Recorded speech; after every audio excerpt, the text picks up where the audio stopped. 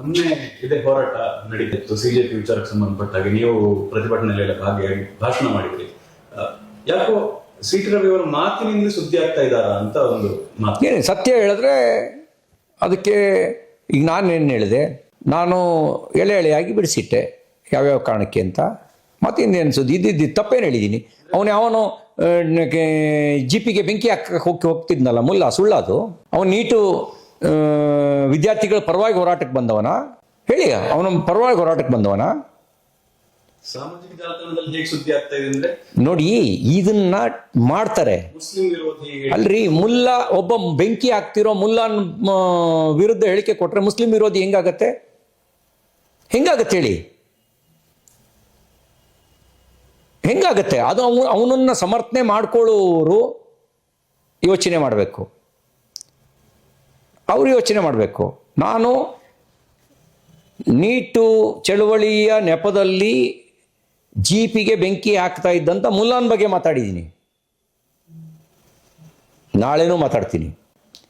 ಆ ಮುಲ್ಲಾನಿಗೆ ಬೈದ್ರೆ ಮುಸ್ಲಿಮಿಗೆ ಬೈದ್ರು ಅನ್ನೋದು ಯಾವ ಡಿಕ್ಷನರಿಲಿದೆ ಹೇಳಿ?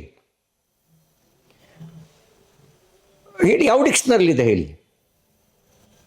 ನೀವೇ ಹೇಳ್ತೀರಿ ಭಯೋತ್ಪಾದಕರಿಗೆ ಜಾತಿ ಇಲ್ಲ. ಆ ಪೆಟ್ರೋಲ್ ಬಂಕ್ ಹಾಕಕ್ಕೆ ಹೋದವನಿಗೆ ಜಾತಿ ಇದೆ ಅಂತೇಳಿ ಜಾತಿ ಜೊತೆ ಕನೆಕ್ಟ್ ಮಾಡ್ಕೊಳ್ತಿರ್ತಕ್ಕಂಥ ಪೆಟ್ರೋಲ್ ಟ್ಯಾಂಕರಿಗೆ ಬೆಂಕಿ ಹಾಕಕ್ಕೆ ಹೋದವನಿಗೆ ಜಾತಿ ಜೊತೆ ಕನೆಕ್ಟ್ ಮಾಡ್ಕೊಳ್ಳೋರಿಗೆ, ಹಂಗಾರೆ ನಿಮ್ಮ ಜಾತಿಯವನು ಭಯೋತ್ಪಾದನೆ ಮಾಡ್ದ ಅಂತ ಅಂದಾಗಲೂ ಕನೆಕ್ಟ್ ಆಗಬೇಕಲ್ಲ. ಅವಾಗ ಹೇಳಿದ್ರಿ ನಮಗೆ ಜಾತಿ ಇಲ್ಲ. ಮತ್ತು ಈ ಆ ಕಳ್ಳನಿಗೆ ಯಾಕೆ ಸಪೋರ್ಟ್ ಮಾಡ್ತಾ ಇದ್ದೀರಿ? ನಾನು ಪೆಟ್ರೋಲ್ ಟ್ಯಾಂಕರಿಗೆ ಬೆಂಕಿ ಹಾಕಲಿಕ್ಕೆ ಹೋದಂಥ ದೆಹಲಿನಲ್ಲಿ ಒಬ್ಬ ಮುಲ್ಲಾನ ಬಗ್ಗೆ ಮಾತಾಡಿದ್ದೀನಿ, ಮುಲ್ಲಾಗಳ ಬಗ್ಗೆ ಮಾತಾಡಿಲ್ಲ, ಆ ಮುಲ್ಲಾನ್ ಬಗ್ಗೆ ಮಾತಾಡಿದ್ದೀನಿ. ಮುಲ್ಲಾ ಅನ್ನೋದು ಏಕವಚನ. ಮುಸಲ್ಮಾನರ ಬಗ್ಗೆ ಮಾತಾಡಿಲ್ಲ. ಮುಲ್ಲಾನ ಬಗ್ಗೆ ಏನು ಮಾತಾಡಿದ್ದೀನಿ? ಎದೆ ಸೀಳಿದ್ರೆ 3 ಅಕ್ಷರ ಇಲ್ಲ. ನಿಜ, ಎದೆ ಸೀಳಿದ್ರೆ 3 ಅಕ್ಷರ ಇದ್ದರೆ ಅವನು ಪೆಟ್ರೋಲ್ ಟ್ಯಾಂಕರಿಗೆ ಬೆಂಕಿ ಹಾಕಕ್ಕೆ ಹೋಗ್ತಿರ್ಲಿಲ್ಲ. ಅವನೊಬ್ಬ ಟೆರ್ರರಿಸ್ಟ್ ಇದ್ದಾನೆ, ಅಥವಾ ಟೆರ್ರರಿಸ್ಟ್ ಮಾನಸಿಕತೆಯವನಿದ್ದಾನೆ. ಮತ್ತು ಅವನಿಗೂ ನೀಟಿಗೂ ಏನೂ ಸಂಬಂಧ ಇಲ್ಲ. ಅವನೆಲ್ಲೋ ಲಷ್ಕರೆ ತಯ್ಯಬೋದಲ್ಲೋ ಎಲ್ಲೋ ತಯಾರಾದಂಗೆ ಕಾಣ್ತಾನೆ.